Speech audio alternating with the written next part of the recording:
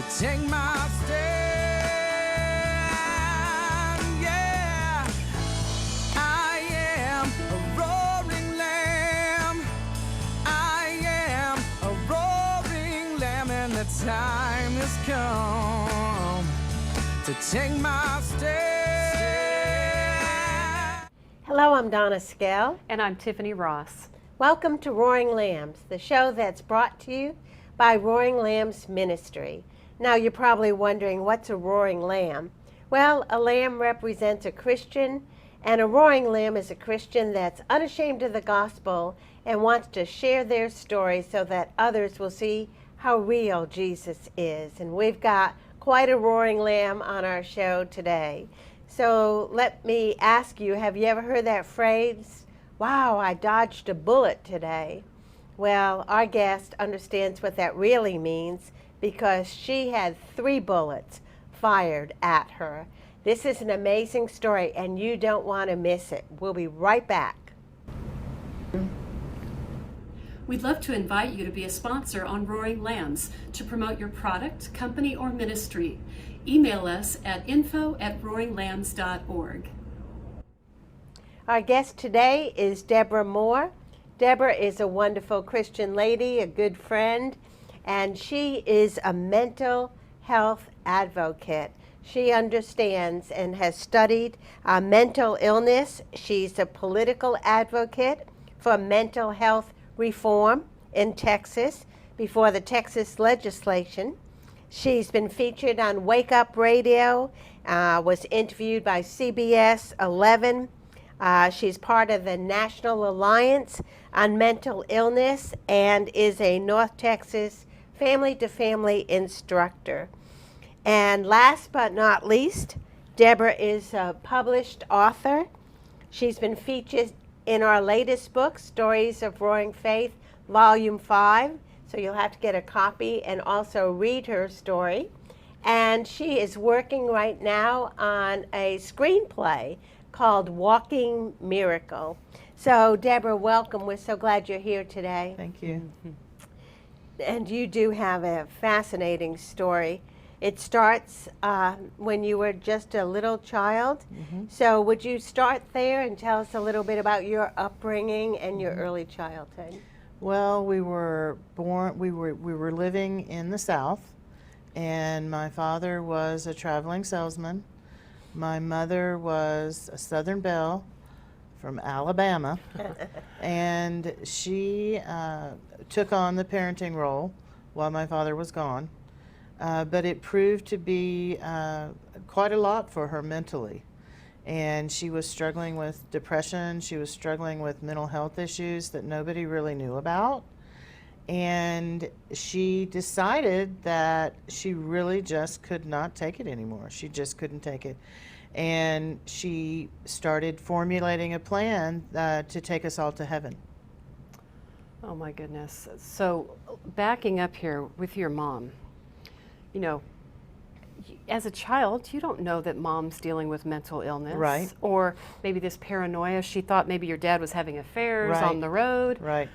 I want to go back to even her mother. Uh-huh. What was her upbringing like, your mom's upbringing? Well, her upbringing was rather harsh. Her mother and father had, 6 children, and it was in the 50s. You didn't complain about things. You didn't talk about things. They believed in very harsh physical discipline. Every one of them got beat with the belt, got screamed at, cussed at, really psychologically tormented, basically. Her mother was incredibly mean to all of the children and her husband. And she literally mentally, emotionally stunted them. Later in life, a lot of them did have some really bad emotional issues and things of that nature. And I look back on that and I think that is where the mental illness started. My grandmother, my maternal grandmother, had some sort of mental illness, whether it was bipolar, whether it was schizophrenia, I do not know. But she instilled in each of her children these traits that really literally almost broke my mother, because my mother was very introverted, and each time she would sit at her dad's feet and watch a football game, her mother, my maternal grandmother, would be so jealous, and she would then amp up the meanness. And so we know that these things are not mentally balanced things. And we know that when this type of thing happens to you, literally your neurotransmitters are stunted. Early childhood neurotransmitters they're broken. And unless you come into some serious counseling, medication, therapy, that's just how you're going to be. And even my maternal grandmother's mother, my great-grandmother, couldn't understand why her daughter was so mean. Because I guess at that time nobody really knew anything about mental health issues. Right. Wow. I know that there's a saying, hurt people. Right. And so that's what that generational situation was about. Your grandmother hurt your mother, and then your mother hurt you. She did. I know there was a fateful day, one Yes. day in particular. Can you tell us about that?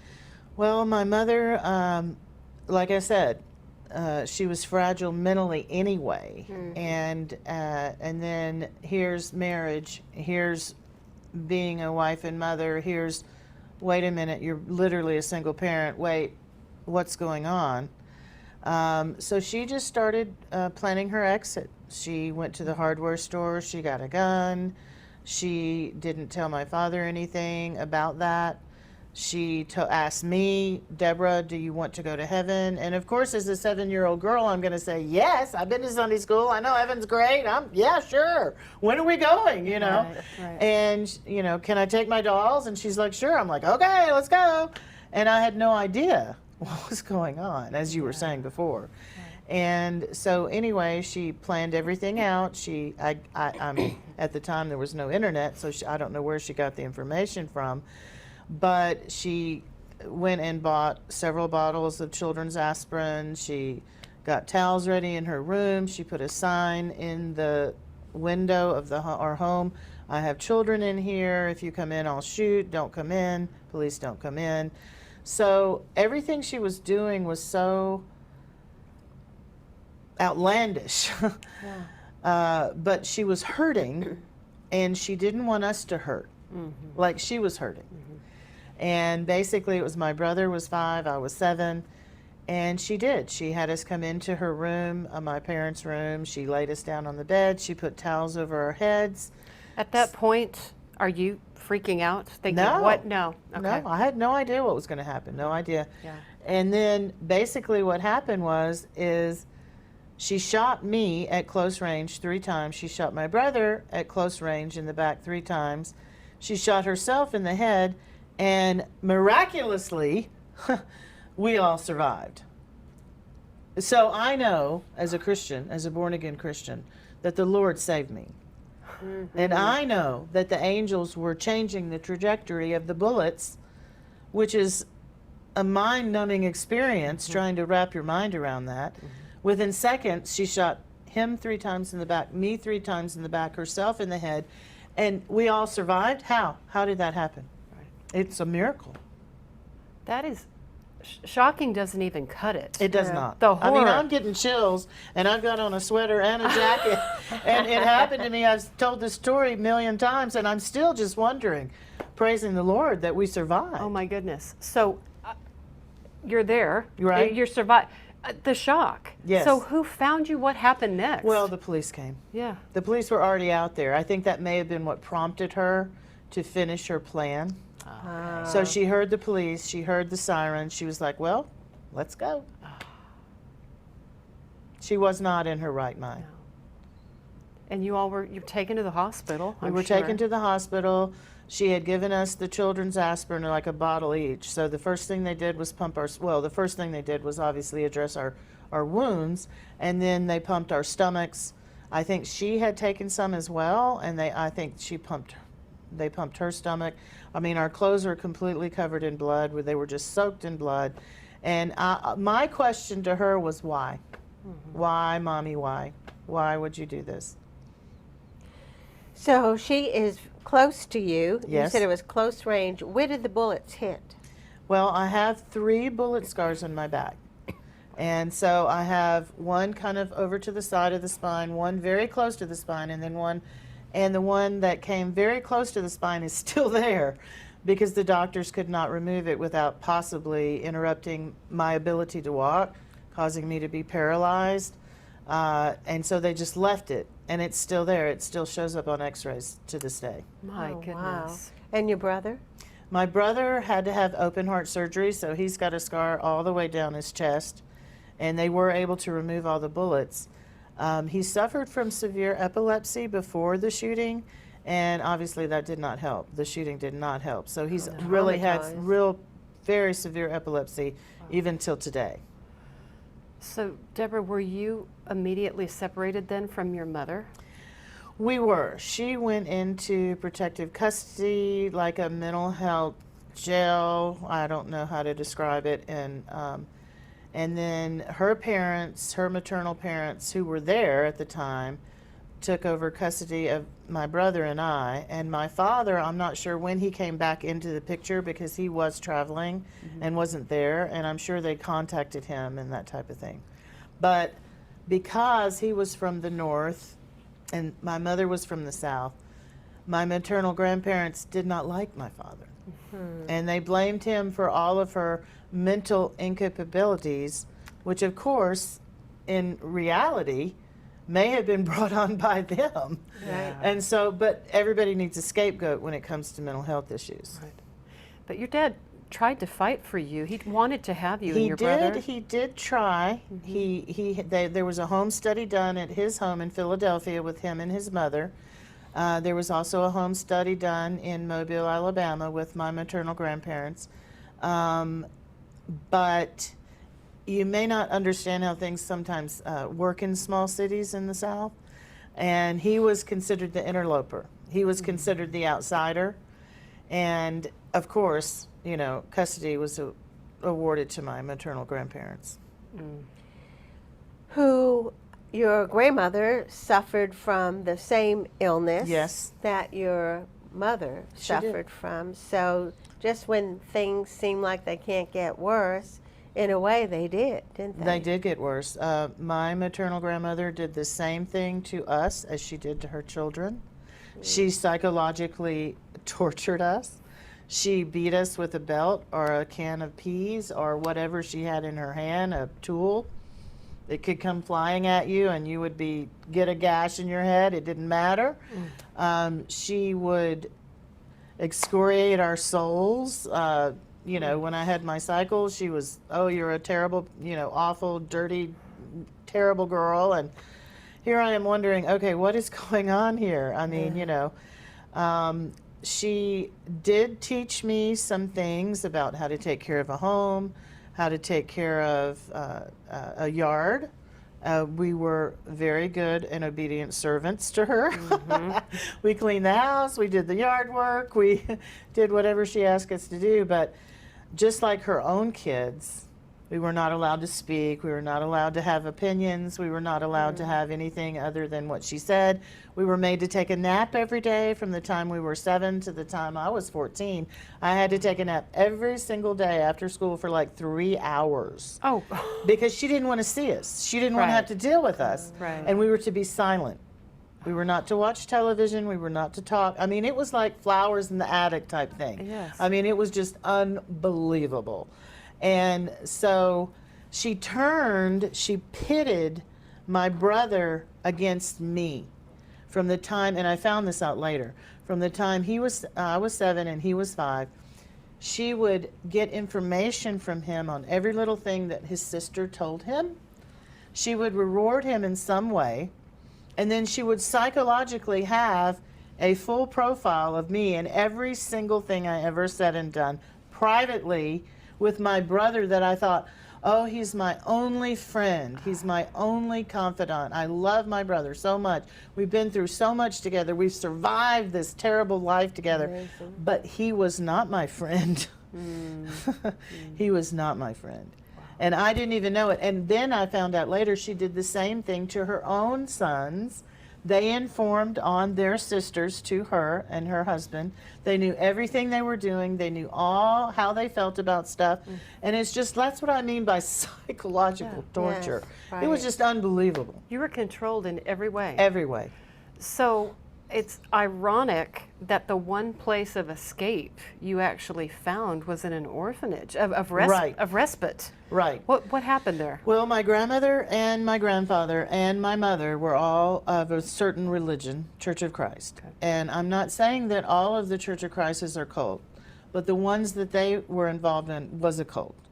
And they felt that the Church of Christ would be the only group of people in heaven. That would be it. It would be them. And so when my grandmother took us on, she already had diabetes. She already had heart disease. She was already aging.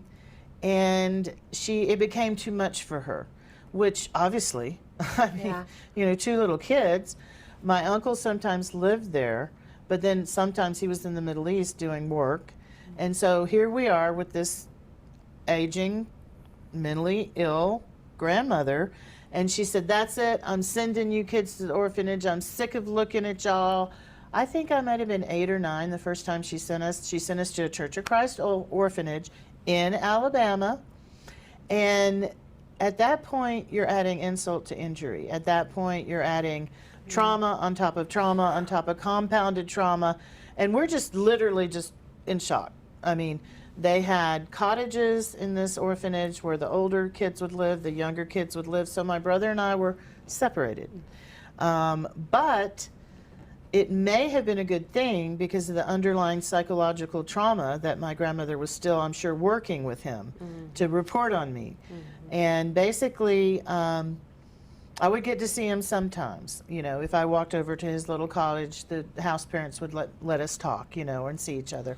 Or we might see each other at functions and things of that nature. But honestly, Tiffany and Donna, I thought it was heaven. We were not getting physically abused. We were not getting mentally abused. We were not getting psychologically abused. They loved on us. The house parents wanted us to have the right clothes that we liked. We got to pick out clothes that we liked. What, you mean I can have something that I think I would like? How is that possible? You know, what kind of food do you like? What do you mean? What kind of food? I don't know. I've just been told what to eat, you know? And so it was a liberating experience. I had friends. We were never allowed to have friends. Never allowed to have friends. And so it was like I had friends my own age. I could go to school. We could go to the movies. We could go roller skating. I mean, I was having the time of my life. And where was your mom at this time? What was At happening this with your time, mom? my mother was in and out of what they used to call insane asylums. Yeah. And then also she was homeless. She would go onto a train with some other homeless people. She would wind up from Alabama to California to Washington, D.C. Relatives would see her. She would appear to relatives just out of the blue. She was living a very transient lifestyle. Wow. So you had said that's the first time in the orphanage Right. at age 8, but so I'm assuming you went a few more times or a couple of more times. Right. But I don't know if it was just your grandmother ultimately needed to have control, but then she brought you back to the house? She did. I had written a letter to one of my mother's sisters in California and told her how wonderful of a time I was having and how great it was and how I was so happy. And oh boy, was that ever a mistake. That was the kiss of death. It was. Yeah. And so my aunt told my grandmother, "Oh, I'm so glad Debbie is doing so good in the orphanage. And oh, I'm so glad she's having such a fun time." And I listed out all the things. As soon as she heard that, bam. No, I did not send you there to have fun. You're coming home. And so she would come get us. And then another thing that she did was she illegally, without my father's permission, changed our last names to her last name and applied for us to get, for her to get Social Security benefits on her deceased husband's name. And so she had to bring us back from the orphanage because when they came to the house to interview, we had to be there. Right. And so that's what she would do. When it was more convenient for her and to served her purposes, we would be there. And when she didn't want to see our faces again, we would be in the orphanage. And at age 14, she decided that you needed to go get a job Right. and work. 14. Oh right. my gosh. And she decided that basically you're old enough to work, you should be pulling your own weight, although she was getting Social Security for both my brother and I, whether we lived there or not, she was still getting the money. And she was wealthy in her own right. She didn't need our money. She lived in a $335,000 house in a really wonderful neighborhood. When we were with her, we took swim lessons at the Jewish Community Center, okay? She didn't need the money, but she was determined that she wouldn't spend her money on her daughter who was nuts and her raggedy little dirty little kids. That's what she, and I would say what she really said, but I can't on television, Christian television. So just you know, embellish it in your mind. But anyway, so she decided, I'm putting you in the station wagon. You remember those old wood panel station wagon with the navy top? Yep. I'm putting you in the station wagon. We're going down to the shopping center down the street. She made sure that it would be something I could walk to. She didn't want to have to deal with me. She just wanted the money. And so she dropped me off at the parking lot at 14, and she, after having no really growth at all as a person, I was just this little sheltered, little abused little thing, dropped me in the parking lot and said, get a job or don't come home. And so both of those scenarios I think were okay with her. If I got a job, I would be bringing in money. If I didn't come home, she would be done with me. And so I really didn't know what to do, so I just started knocking on doors. And I went to the first business and knocked on the door. I'm looking for a job. How old are you? 14. Well, we don't hire in Alabama till, 15, 16. And at that time, which was a long time ago. And so I'd go to the next shop. I'm looking for a job. Well, how old are you? I'm 14. Well, I'm sorry, we don't hire till blah, blah, blah. And I'm like, okay. So then I got to Baskin-Robbins ice cream shop, and I said, I'm looking for a job. And they're like, how old are you? I'm like, 15. She's like, you're hired. Okay. So I had a birthday really, really quick. And then I started working there, and I felt a little better about my life because I did have some separation from the abuse. Yeah. And you met a special lady there. I did. Yes. The owner of the Baskin-Robbins, Mrs. Stuckey, I remember her to this day. I will always remember her. She was a good Christian lady, and she just really knew how to love on teenagers because obviously Baskin-Robbins, you've got a lot of teenagers working for you. And she would always, inquire about our lives and just try to, yes, she was our boss, but she also wanted to care for us as well, which was very sweet. And one day we had these little brown uniforms. I don't know if you remember those with the little brown hats and the short sleeves and everything. And she said, I noticed that you have scratches on you, Deborah, and you have scratches on your neck and scratches on your arms and bruises on your arms and bruises on your face. And I just wanted to know if you're being abused at home. And I was like, I was so embarrassed. But then I was also so relieved because I'd already gone to the counselor at my high school and said, look, I'm being abused at home. I need help. And they didn't believe me. And some of our relatives had already come up to the house and knocked on the door, heard children screaming, reported her to CPS, whatever the equivalent of CPS is at the time. And they had come out and done a meeting, and we were just well dressed in the white living room with the white carpet and the white chairs and the white lamps, and we didn't say a word. And they opened up the refrigerator. There's plenty of food in the refrigerator. It's this lovely home. You're affluent. And we would not say a word. And so I knew that there was no way I was going to get help. And then Miss Stuckey helped me. And it's amazing how pivotal that one person that cares for a young child who's being abused can be. So there's that day, and she asks you, "Are you Yes. abused?" And you felt safe enough to tell her the truth. I did. What happened after that? Well, I started planning my getaway. I told Mrs. Stuckey the next time I come into work, I'll bring some clothes. I will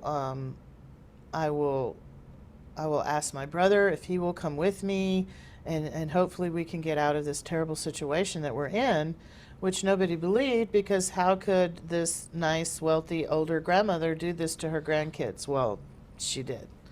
And so I did that. I told my brother, I said, I'm putting my things here behind the woodpile in the back of the home. Tomorrow I'm leaving when I go to work, and I want you to come with me. And he said, well, do you know you're going to get away with it? And I said, no, I do not. And he said, no, then I can't go. I said, well, I understand, but now we know really what was going on was he was reporting back to my grandmother everything that I was saying, which at the time I did not know.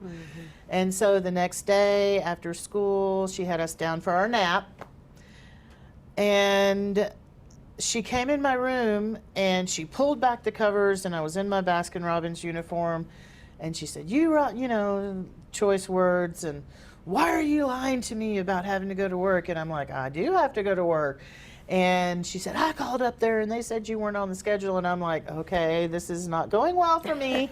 And she just slammed everything off my dresser and tore down everything out of my closet, which was a normal occurrence. And then she started hitting me with the belt buckle. Oh. Because she really wanted to induce some real pain. And obviously my brother had told her she's leaving, she's packed her bags, she's going to Baskin-Robbins. And so at that point I thought, forget it, I'm leaving. And I just got up, I ran away, I got my bag, I ran all the way to Baskin-Robbins, and I told Miss Stuckey, I said, this is what happened. She said, don't worry, we'll get you some help, I'm here for you. I climbed up on the top of the walk-in freezer, and my friends put boxes in front of me to hide me in case my grandmother came up there. And the Lord rescued me. He totally rescued me. I went to a Catholic shelter, St. Mary's shelter. I went to a Catholic shelter. They were incredibly loving and kind to me. It was unbelievable, the love of Christ that they showed me, the nuns and the priests there. And eventually I went into a girls' home, like a group home for older girls that were, quote unquote, institutionalized. Because you could follow the rules, you could do what you were asked, you could get yourself to school and back, and that's where I lived. Now, did you, I know you grew up in a church environment. Right. And then you saw the love of God through these nuns. Right. But where were you in understanding who God was and anything about God? One time at the orphanage in Alabama, they had a little white church house with a, traditional little aisle that you walked, after a service if you wanted to accept Christ. And I just felt like Jesus was my only hope. Yeah. Even as a very young girl, I was like, all I have is God and Jesus, that's it. I don't have a mother, I don't have a father, I don't have a loving family, I don't have anything. And I did. I heard the gospel presented to me, and I walked the aisle and I accepted Christ into my little girl heart. That's good. And I knew from that moment that yes, you might go through some hard things, but Jesus would always be there for me, always. So you had another miraculous moment in your life with your cousin Linda placing an ad out. So when I went to the group home, it was in the downtown area, and I wound up going to a high school that was in a old Civil War infirmary, so it was a historic landmark. And one of my first cousins, which I had an enormous family, and I still do, I went to this high school, and basically my cousin, her husband was at he worked at a hospital down there. They were very young, in their 20s. And he had just graduated from college, she had just graduated from college, they'd just gotten married, and he worked for the Providence Hospital, which was a Catholic hospital. And they found out that I was in this group home, which was in a downtown area. They didn't live far from where I was. And she said, I want you to start coming over to our home. We want to be there for you. We want you to visit, you know, as your family. And I was just overwhelmed. I couldn't believe it. I was so happy. And I started going with them to see their family and going over to their house and staying with them on some weekends. And they had to have a home study. And the Catholic agency that had us placed in the group home went to their home and did a very strict study. And because he worked for the Catholic hospital, that actually helped him, believe it or not. And so we did. We started going with my cousins and I started going with my cousins and seeing them. And it was a whole different side of my family that I'd never seen before. They were very loving and very nice and very sweet. There was no abuse. There was no verbal abuse, no physical abuse, no emotional abuse. And it was just very cathartic to me as a young girl. Also, how we were treated in the group home, the girls' home, was very cathartic. Jesus was all over it, okay? He was all over it. And he worked through these people. He worked through my cousins, and my cousin decided, look, she has a father. He lives in Philadelphia. She didn't know where he lived. She didn't know if he was still alive or anything. And she placed an ad in a Philadelphia newspaper. My last name, birth name, was Zesewitz, Z-E-S-E-W-I-T-Z, so that's a very uncommon name still to today. It's very German, very uncommon. And someone told him about the ad. They read it in the paper, and they told him about it, and he responded to the ad. So he comes down to Alabama? He did. He contacted the staff at the Catholic Charities where I was staying, and he asked me if I would be willing to move to Philadelphia. I had been psychologically conditioned to hate my father by my grandmother, and my brother had too. There was never a kind word said about him. You are to hate him. You are to hate all Northerners. You are to hate all Catholics. You are to hate all blacks. You are to hate all Jews. You are to hate anybody different than you, especially Italians, and all these different things. And I'm just like, how can I hate all these people? They've never done anything to me. And so that's why when he said, do you want to move, I was hesitant. No, I didn't believe that he was bad, because I knew really in my mind by that time who was bad, and it wasn't him. And so, but we did reconcile. And so I would go to Philadelphia to see him for the holidays, and I was about to start going to college, and you know, he would come down to the beach in Alabama where we lived, and he would see myself and my brother, and it opened up more cathartic healing. Good. The Holy Spirit was so gracious and so merciful to me to open that up. And what I really thought was for my brother and I, both my brother and I, but it was primarily for me, because I realized that all the things that were said about him were not true. And I realized that he really was a caring individual. He really did love my brother and I. It was a very difficult situation that he himself was in at a very young age, of which I was approaching. You know, and so it was a wonderful way that the Lord allowed me to forgive him, and he allowed me to open myself up to him and trust him, and it started a lifelong relationship with him.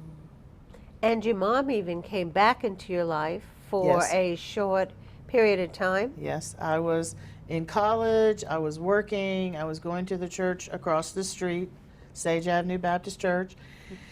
And I was helping out with the children's ministry and the bus ministry for the children and different things like that. And I really felt the Lord was shoring me up. He was getting me into a better situation.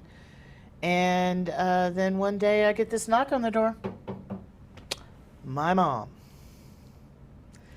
And I didn't believe the terrible things that my grandmother had said about my mom either. And there were quite a few of those. But I wanted to help her. I wanted to have a relationship with her. And the Lord had allowed me to forgive my father, so I wasn't scared of her, although maybe I should have been. I wasn't scared of her, so I allowed her to come in. How did she know where I lived? I don't know. I don't know. Yeah. But she did know where I lived, and I said, you know, I have this 2-bedroom apartment. You can stay here with me for as long as you want. I'm very busy. I'm trying to do all these things, but I can open up my home to you. You can stay here. And that obviously was not me. That was God. Right. Right.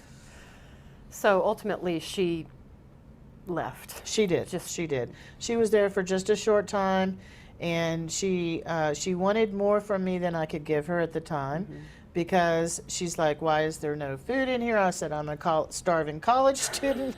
I mean, why are you never home?" I mean, I said, "You can come with me to the church."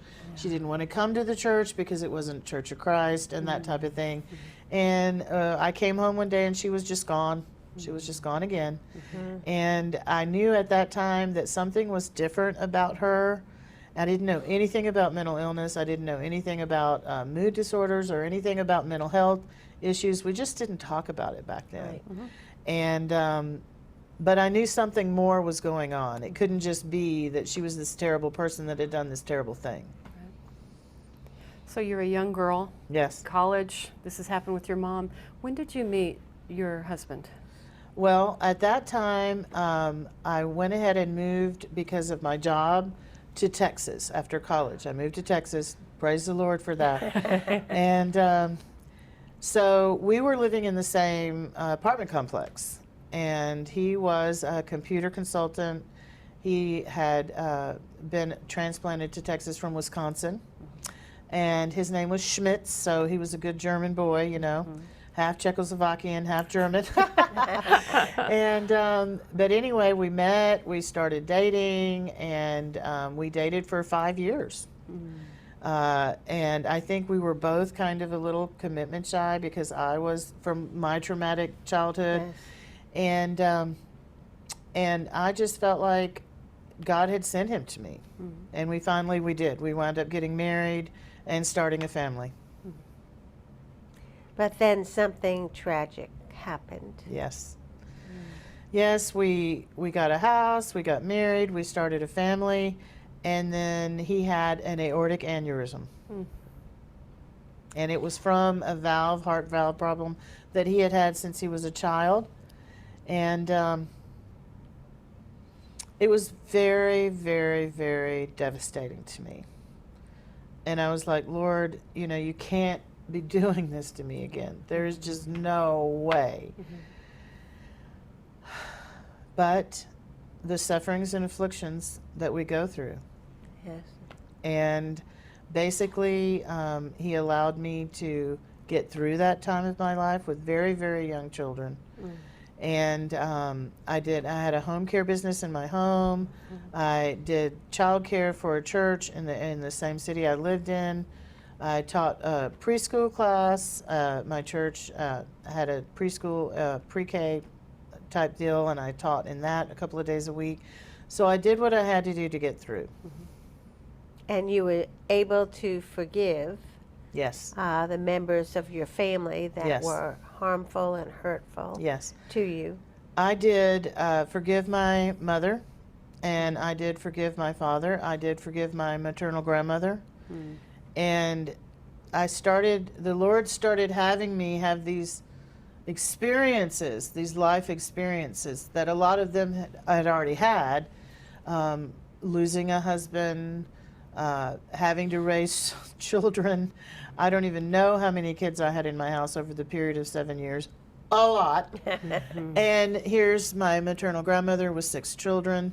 I started learning a little bit more about possibly mood disorders, mental health issues that obviously my mother had, obviously my grandmother had. Was that their fault? No. Was what they did when they were under the influence of these things, the psychosis, was that their fault? No. And the Lord just really started opening my eyes to how flawed human beings can be, including myself. Yes. Including myself. Yes. And I said, I will forgive. I will get these people off of my hate bus, And I will say, no, I'm not going to be a bitter person. I'm not going to be an angry person, because that's what I was taught. I understood that anxiety could be manifested in cussing a blue streak and anger. That's how I was raised to be. Okay? And I was raised to hate everyone that was different than me. And I realized that those things are not compatible with Jesus Christ. Those things are not compatible with the gospel. That's right. And if I'm going to be the one that's going to break the cycle in this, I am not going to put a hand on my children. I am not going to psychologically and emotionally abuse them. In the name of Jesus Christ and Amen. through the power of the Holy right. Spirit, I will turn this around. Amen. And if I have to do it by myself, I will do it by myself. Okay, I want to bring this up because I want our audience to realize the power, the real day-to-day rubber meets the road power of Jesus. Right. And before we started taping, you even told us the only reason I can be here is because of Christ. The That only is true. Jesus. That is true. Right. Something really hard happened. Well, something wonderful happened years ago. You met Yes. Patrick. Yes. Can you share some of this? In 2005, I was working with my church in the single parent ministry, and I was the party planner. I know that's hard to believe, but I did plan the parties. And I met this nice single parent man whose wife had died. He had 2 special needs girls, and he was just tunneling through. And I asked him, how do you do it? And he said, with prayer, which is the huge understatement of the world. But also, he was a very mild-mannered, very calm person, not the type of person that I would have picked before the Lord had changed my heart. But after the Lord changed my heart, obviously perfect. And he had to, I had to, we had a blended family. We got married. And shortly after we got married, one of his special needs daughters started having really severe mental health issues. And it was very stunning because my entire childhood came crashing back on me. And I realized, wait a minute, this is mental health issues. This is mental illness. I have to get educated. I do not know what I'm dealing with. He does not either. Right. She had already been to like 20 different hospitals before she was like 13 years old when he was a single parent. Her mother had died. It was a traumatic experience. So she had experienced trauma, and then she had the mood disorder, which had been tried to be treated inpatient, but then it wasn't treated properly, which had turned it into this mental illness. And so he didn't know what to do. I didn't know what to do. So we immediately prayed, said, Lord, help us know what to do. And that's when we really started getting into understanding about mental health issues, understanding about medications, the brain, communication with NAMI, National Alliance of Mental Illness. NAMI, NAMI.org is the national organization, which is everywhere. And then NAMI North Texas is here in Texas. And we started going to classes, family-to-family classes. And I would go to these classes. I would learn about all these things. And I would wonder how these people knew what was going on in my home. Yeah. How did you know that we were going through this? Yeah. And it was just illuminating. And the more the Lord allowed me to learn about mental health issues, the more I realized, wait a minute, I've been dealing with this since I was in the womb, okay? Yes. I am a good candidate to learn this stuff and help my husband with whatever he needs to be helped with. And also other mental health issues that came up later with other of our children. And so I basically started teaching the family-to-family classes, and each year I taught for 10 years. We had family members who had loved ones that were just mentally devastated. There was one young man who was setting himself on fire. And after the 12-week class that they went through, the loved ones, the relatives went through, he was in his right mind. He had received inpatient help. He was on the right medications. He was fine. He was fine. He was recovered. There is such a thing as mental illness recovery. And I never knew that. I thought, oh, wait, if you have a mental health issue, that's the end for you. But it's not the end. Right. And the Lord really gave me that hope for myself, for my family, as we helped, my husband and I helped these families. Our loved ones got help because we started communicating with them differently. Right.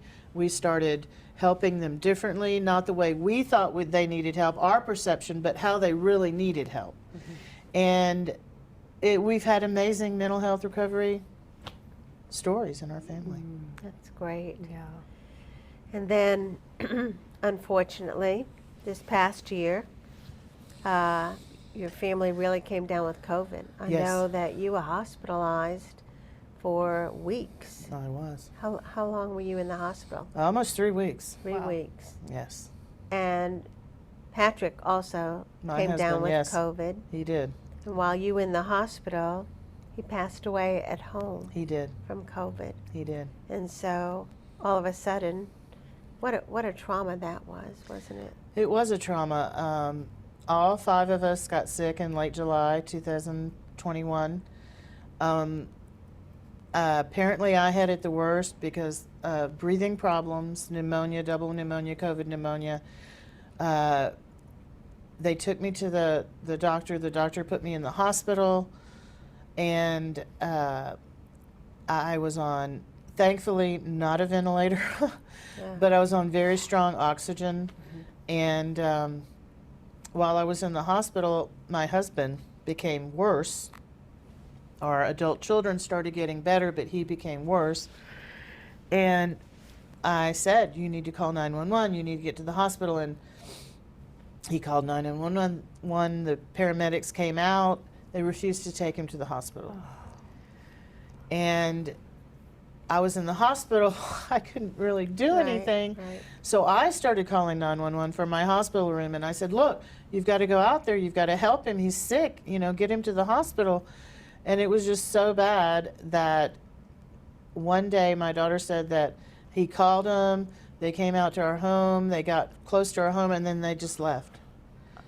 And so his situation just deteriorated, and he was getting more and more delusional. He was getting, because the way the COVID Delta variant affected your brain was migraines, and it affected a lot of the way you think.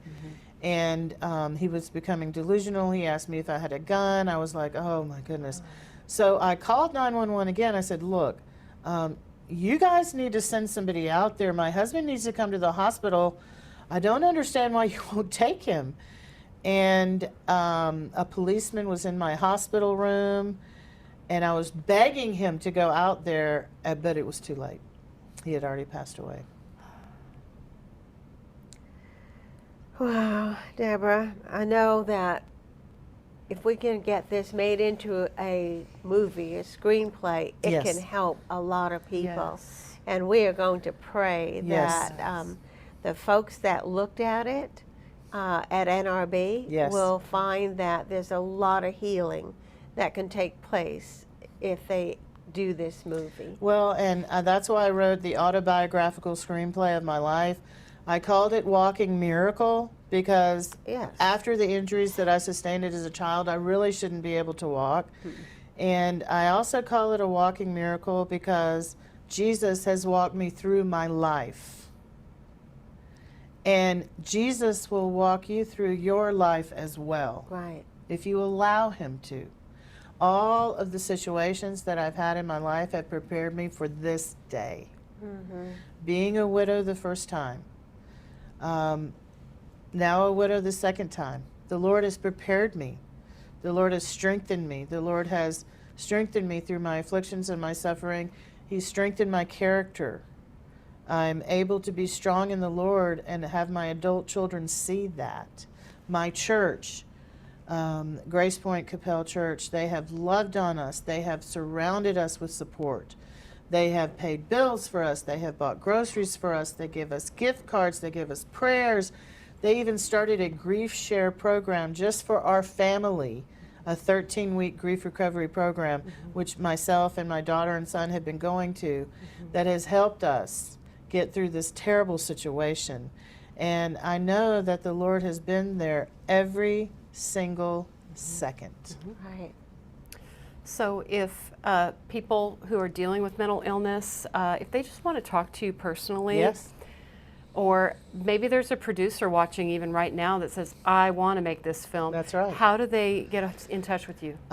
You can email me to eumore, EUMOORE at yahoo.com, or you can call me 972-513-3086. And I do believe that this would make a great Christian movie. Right. Because it overcomes mental illness, it overcomes physical abuse, it overcomes psychological abuse. The Lord will help you overcome even death of a loved one. The Lord will help you overcome everything that's thrown at you here on this earth. So in the closing minute, I feel like we've talked about so much, and that was a beautiful summary right there, but what would you like to address right at the audience? At the end, I would like to say that mental health issues have become inflamed during COVID. Yes. Half of the population of the United States has some sort of mental health issues. We were speaking about that before. Right. George Barna did a Gallup poll that Right. says 54% of Americans have a mental health issue. Everybody knows that COVID has made it hard on normal functioning people, but then now the mental health issues, it has gone through the roof. Right. And contact me. People have called me here in the last couple of days even and asked me for help with their loved one. I will help you. NAMI, NAMI.org will help you. NAMI North Texas can help you. But get help.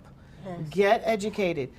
Don't be afraid of what's going on with your loved one, because God can help you, Jesus can help you, and there is help out there. Right. Thank you so much. Yes. That you have an amazing story, very painful. Yes. I'm sorry for the pain that you've had to deal with, but it has made you a strong individual. It has. And God has implanted in you the desire to help others. Yes. And so we're so thankful that we have these kind of opportunities to share your story with the world so that they know that they're not alone. That's right. And most of all, they know that it's impossible to deal with that without Jesus. And if you've never prayed to receive Jesus Christ as your Lord and Savior, if you've never been willing to call on Him and say, Lord, I want you to reveal yourself to me, He will do that, and He will do that in a beautiful way. He'll let you know that He's there for you. All you have to do is call out to Him. And so I pray that today's the day, and because of Deborah being willing, this is not easy to share so much pain, and yet I can see that Jesus allowed you to do it today. He did. In an amazing way, and Yes. it's because of Him. And so again, reach out to Deborah. We'd love to hear from you as well. You can reach us at info@roaringlambs. And I don't want to confuse you with another phone number. Call Deborah or reach out to us at info@roaringlambs. We'd love to hear from you. We'd love to help point you in the direction for help. And most of all, if you are a believer in Jesus Christ, you need to do what Deborah did today. You need to be vulnerable and authentic and willing to share your story of what Jesus has done in your life. So go out and roar about the goodness of God.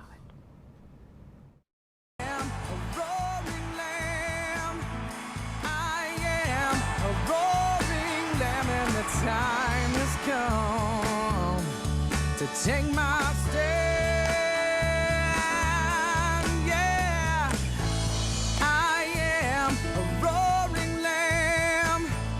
I am a roaring lamb, and the time has come to take my stand.